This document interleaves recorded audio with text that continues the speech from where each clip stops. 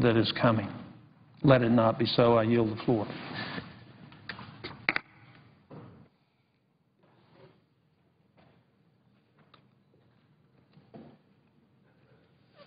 The Senator from Ohio. I ask unanimous consent that the privileges of the floor be granted to Ben Cohen, who is a fellow on my staff.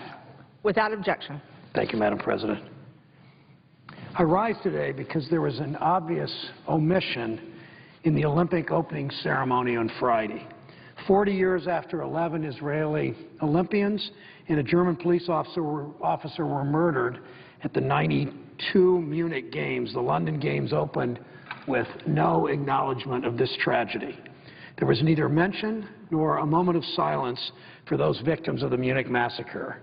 40 years ago on September 4th, 5 Palestinians stormed the apartments of the Israeli national team in the Olympic Village and murdered 11 Israeli team members.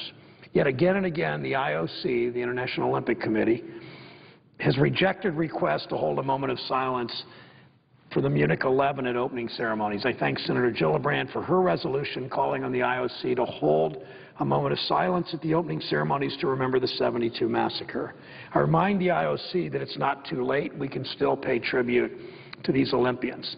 They were not random victims. They were targeted because of the country they represented and the beliefs they held. Jacques Roguet, the IOC president, has said, quote, "We feel that the opening ceremony is an atmosphere that is not fit to remember such a tragic incident." That's the best he could do. On the 40th anniversary, I can't think of a more appropriate moment to remember and honor these Olympians. The Munich massacre is part of the Olympic story. We can't erase it. We shouldn't overlook it. After all, we know what happens when we avoid the past, and of course, we cannot afford to repeat it. I ask that we all do everything we can to convince the IOC to step up and do the right thing. Let me tell you why this especially matters for people in Ohio, in my home state, in greater Cleveland, the part of Ohio which I call home. In Beechwood, Ohio, a suburb east of Cleveland, there's a national memorial to David Berger, an American citizen and one of the 11 Israeli team members killed in Munich.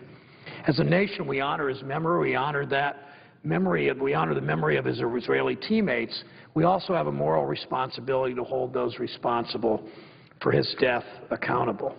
Holding those responsible includes those who supported and financed the terrorists who perpetrated these actions. We had the chance to hold Libya accountable, yet during negotiations that led to the 2008 U.S.-Libya claims settlement agreement, Mr. Berger was not included despite widely accepted evidence that Libya played an important role in the massacre.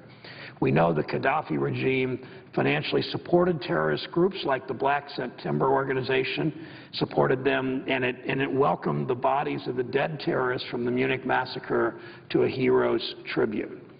Seeking justice and compensation for victims of global terrorism sends a powerful message to those who may be seeking to do further harm. And the window of opportunity to engage the new Libyan government's never been greater. Libyan Ambassador Ali Suleiman Ujali said earlier this month in an op-ed to the Washington Post that he hopes, quote, that Washington considers an enterprise fund for Libya and that we would work closely with the U.S. government on its creation. Those are the words of the Libyan ambassador. Such a fund should include all those who deserve restitution for the losses that they suffered. This includes the Berger family. This is about letting violent extremists know that they and their supporters will be pursued until justice is served, sending a clear signal to those contemplating terrorism as a political tool. As we cheer on the American athletes in the next couple of weeks, I ask that we all take a moment and think about the Munich massacre, about David Berger, about what more we can do to preserve their legacy and resolve to thwart those who, by their use of terror and violence, would undermine all that the Olympic Games are supposed to represent. Thank you, Madam President. I suggest the absence of a quorum. The clerk will call the roll. Mr. Cochran.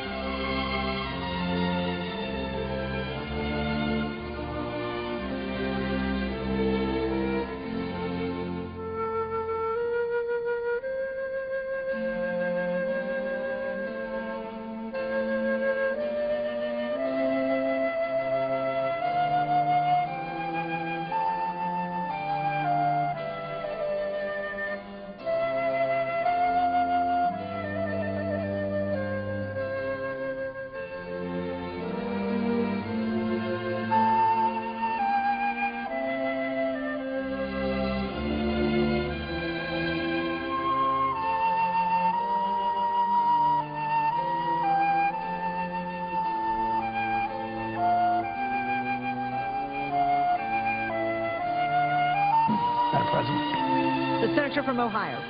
I'm asking unanimous consent to dispense with the quorum clause. Without objection. I ask unanimous consent, Madam President, the Senate proceed to a period of morning business with senators permitted to speak therein up to 10 minutes each. Without objection. Madam President, I ask unanimous consent the Senate proceed to SRES 533 submitted earlier today. The clerk will report. SRES 533, designating October 2012 as National Work and Family Month. Is there objection to proceeding to the measure? Without objection. Madam President, I ask unanimous consent the resolution be agreed to, the preamble be agreed to, the motion to reconsider be laid on the table with no intervening action or debate, and any statements be placed in the record as if read. Without objection. President, I understand there are two bills at the desk. I ask for their first reading en bloc. The clerk will read the titles of the bill for the first time.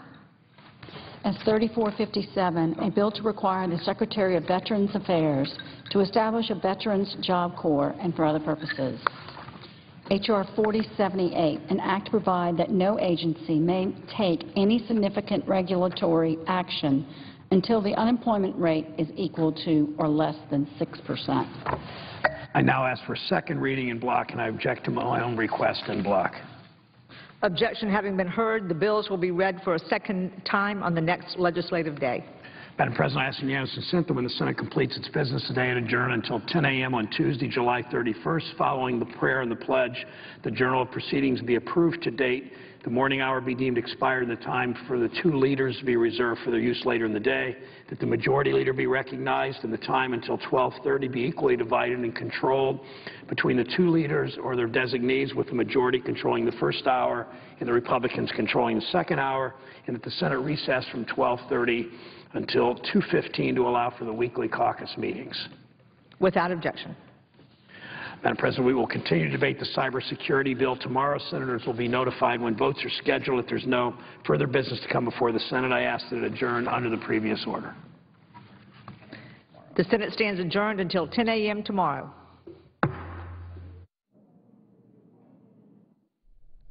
The Senate